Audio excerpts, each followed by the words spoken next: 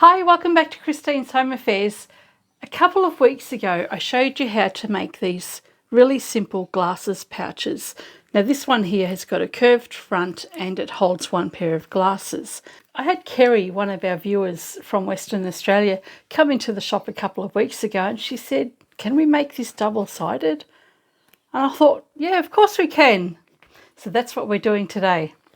I'm using the same funky glasses fabric, and what we have here is an opening on this side and an opening on this side as well, where we can put two pairs of glasses. So you can have your reading glasses on one side, your sunglasses on the other side, and this one has a little plastic snap on the front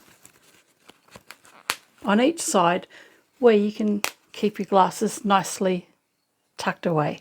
This is a very simple project. Any beginner can do this. It's two pieces of fabric and a bit of stabilizer.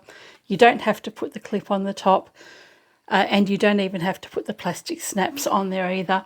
So it's a very easy project for beginners. Great one to teach the young ones how to sew and even older folk like us as well. So come along and I'll show you how to make this double curved top glasses case. Rightio, this is everything that we're going to need for today's project. We have a small scrap of fabric which we're using for our tab, and we'll need a swivel clip to go with that. I'm using a small swivel clip, which means I only need a small scrap of fabric. If you're using a wider one, then cut your fabric wide enough to accommodate that. We need some plastic snaps and we need two sets for this one. I like to keep mine in these little plastic pill boxes because then I can have all my colours separated and they don't go anywhere. We need some interfacing. I'm only going to be using a medium weight cotton interfacing for this. It's an iron-on. If you want something with a little bit more padding, then use a lightweight Palin or a Parlan. And I have one piece of fabric for the lining and one for the outer fabric. The lining will be seen on the outside, so choose something nice to go with your outer fabric. All the bits you'll need are up on the screen now.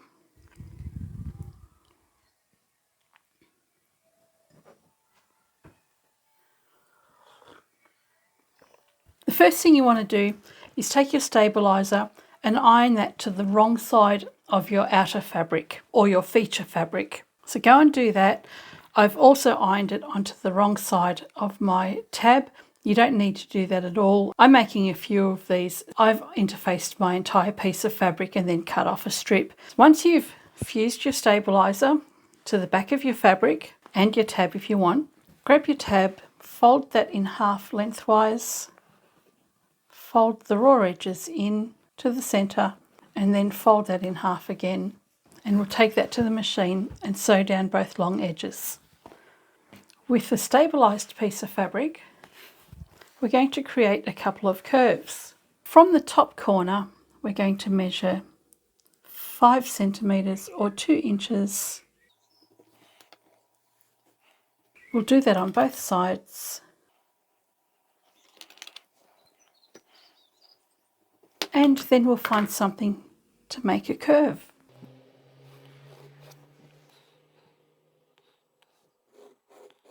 Before we place these layers together, we need to go and stitch this in place. I'll quickly go and do that now, so it's just 2 straight lines down the sides. Now that that's done, grab your swivel clip, place the fabric through the ring at the bottom and fold that in half. I actually prefer this without the interfacing. It's a little bit stiff and bulky. Place your outer fabric right side up, fold it in half and find the center. And with the curved edge facing the top, I've got my center just here. We're going to place our little tab directly over the center of the fabric there. Then we'll take our lining, place that directly over the top with right sides facing and line up all those edges. All right, with all the edges neatly clipped together, we've got a curve at the top edge here. I've got my little tab secured in here. We need to now sew this together and leave an opening. So this is the bottom section here. In the centre, I'm going to leave an opening of about, I don't know, 3 inches or so, about 4 fingers width. Start with a back stitch here, come out to the corner. As you come up along here, you're not going to stitch on that drawn line, you're going to sew right beside it. The seam allowance is up to you. If you want a 1 centimetre or 3/8 inch seam allowance, that's fine, or you can just do your 1/4 inch. What I usually do is use the edge of my foot as my guide, and I'll run that along the edge of my fabric, come up the side.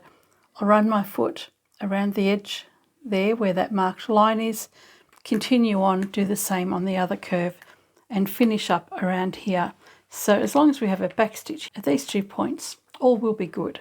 On square corners like this, I usually like to stitch to the corner, go back a couple of stitches, go forward, then turn my work and go back and forward and continue on. Just gives me a more secure corner. And where the tab is at the top, I'll go back and forward over that a couple of times as well. Let's sew it up. So I'll back stitch here.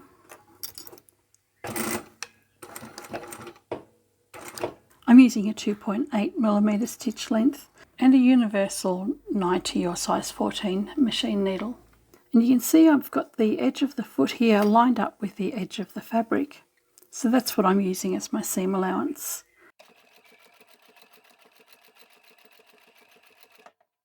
I'm at the corner and I'll back stitch here and forward. Raise my foot and turn my work and continue on, going forward a couple of stitches and back again.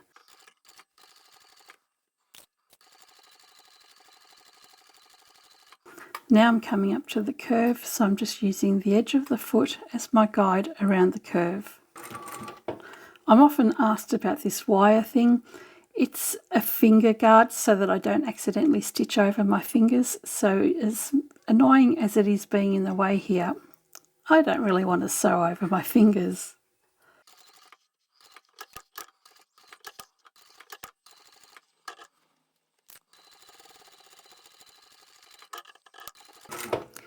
And here is where my tab is, so I'll go back and forward again.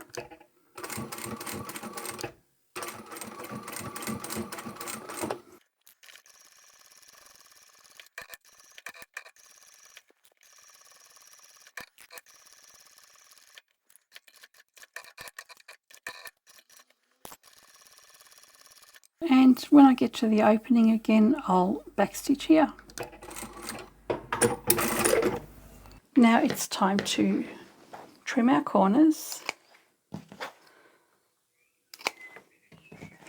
We can cut that curved edge off now. And then you can snip into the corner, but not through the stitching line.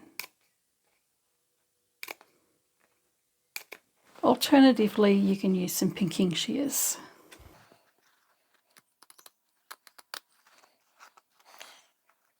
Which I absolutely hate to use. Let's turn this the right way out. And once you've done that, you'll press the whole thing nice and flat. Once you've turned everything the right way out, pressed it nice and flat, we've got the bottom edges folded under, and we'll close that up shortly. What we're going to do first is top stitch from this curved edge here along the top edge and back down here. So you can see the curve finishes at around this line here. I'll come down about 1/2 inch further on the straight. So we'll top stitch from here over the tab along here just until you get to the straight. I've increased my stitch length to 3.5.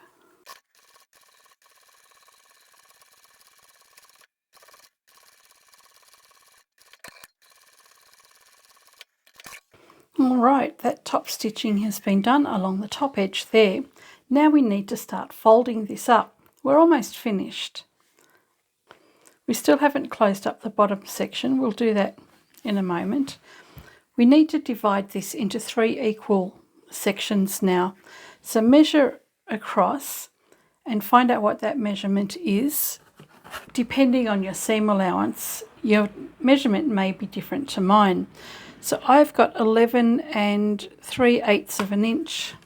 I'll divide that by 3 and that gives me about 3 7/8 or just over 9.5 centimetres. From the outside edge, I'm going to mark 3 7/8 of an inch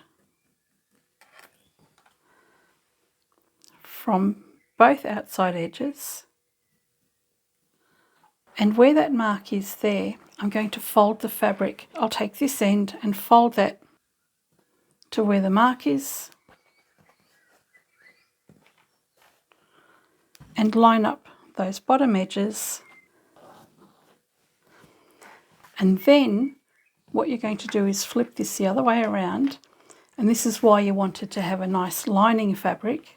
Where you've made the other mark just here, we're going to fold the fabric along there, and you want the layers on the side edge here to meet up with the side as well as over this side, because we're going to be stitching all of these layers together and the edges need to line up so that we can do this in one go. So we've got our curved edge around here. We're going to start sewing from the straight down to the corner and across the bottom, and then back up along here until we get to the stitching line that we finished at when we did the top stitching. We can mark that finishing line with a clip just there. So we'll go from here all the way down, across. That will close up that opening that we've got. Come back up here. I'll back stitch into the corner as well because there's a lot of bulk here. We're going through 6 layers of fabric and we're going through the interfacing as well. So with all that bulk, I'm going to make sure that my corners are nicely reinforced. Let's go do that. I still have my 3.5mm stitch length as well, so we'll back stitch here.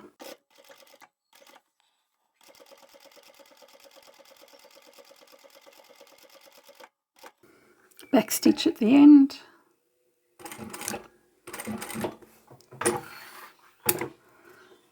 Go forward and back again. Continue to the end.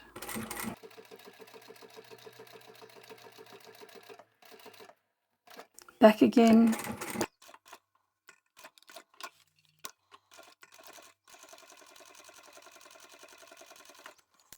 And when you come up here, you're going to stop in line with the stitching line that you started at.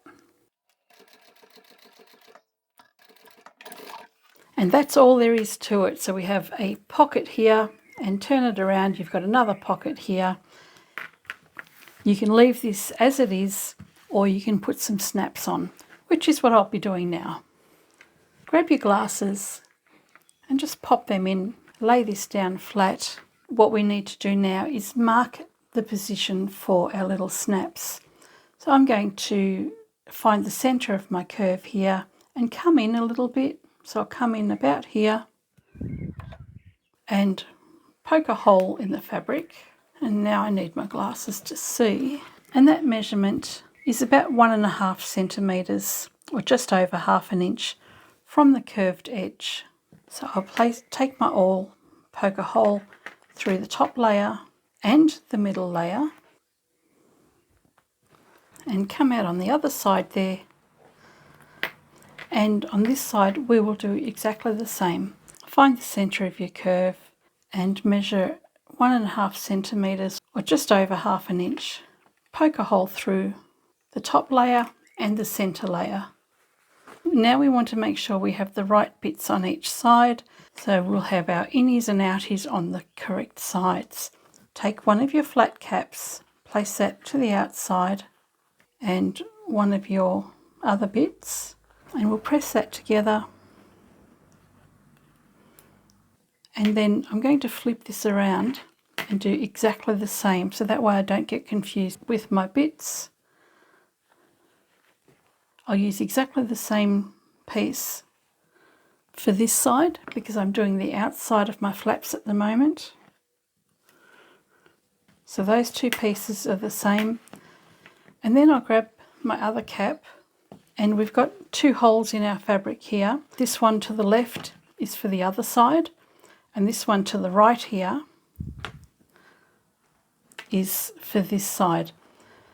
So where I've got my awl poking through here, I'll take my cap, place that through here, and then I'll grab my other bit and push that on and just double check that I've got the flat side away from each other and that I've got male and female about to be pressed together. So that one's right. And now I can grab this flat cap and that will come in from the other side.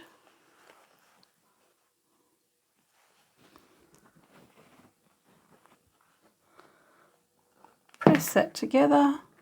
So now we can close these up. And we have a double glasses pouch. Pop your glasses in there, close it up, and we can pop our other pair of glasses in there as well if you've got sunglasses, and there we go. And you can hang this from the inside of your bag now. So there we have it, a very simple double-sided glasses case. We've got our little opening on each side there, and you can pop your glasses in on either side. These are just as easy to make as the single ones that I did a couple of weeks ago, and there's very little difference in the amount of fabric that it takes to make them. So this one was an 8-inch square, this one's 12 by 8 inches. Very little difference between the two, and because I haven't had to pay for any of the fabric, it's all rescued fabric to me. The only thing I've paid for are the clips and the little snaps. I sell these in the shop already for $10 each, or 2 for $15. And in the short time that they've been in the shop, I've started selling them already. I'm going to put these in the shop for the same price. I won't have 2 for $15. I'll just make them a flat $10 each because they hold the 2 pairs of glasses. I think they'll sell even better than the singles.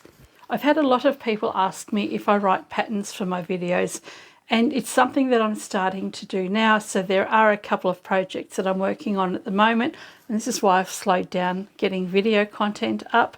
If you'd like me to write a pattern for this one, let me know in the comments, and then I'll let you know when a pattern is available on my website. In future videos, I am going to try to have patterns available for you.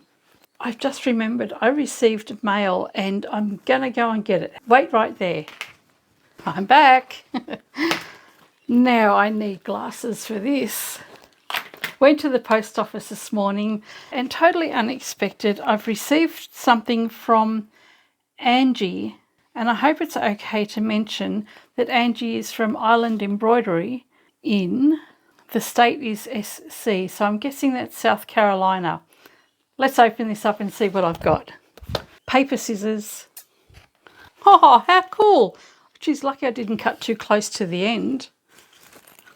Oh, it's a shoe bag. Oh, it's embroidered. Oh, that is so nice. That's lovely. So CS, my surname's Schindler. So it's got my initials on there, and it's one of those expandable shoe storage bags that I've been making for the shop for years. Oh, look, there's a little bag inside. This is all upholstery fabric. I do actually remember Angie talking to me about this. So how gorgeous is that? These are both upholstery fabric samples, and green. My favourite colour is green. I think I actually mentioned that in an email. Thank you so much, Angie. That's absolutely gorgeous. I love it. I'll be tossing out my dance shoe bag and upgrading to this one here. Thank you. So that was a bit exciting, wasn't it?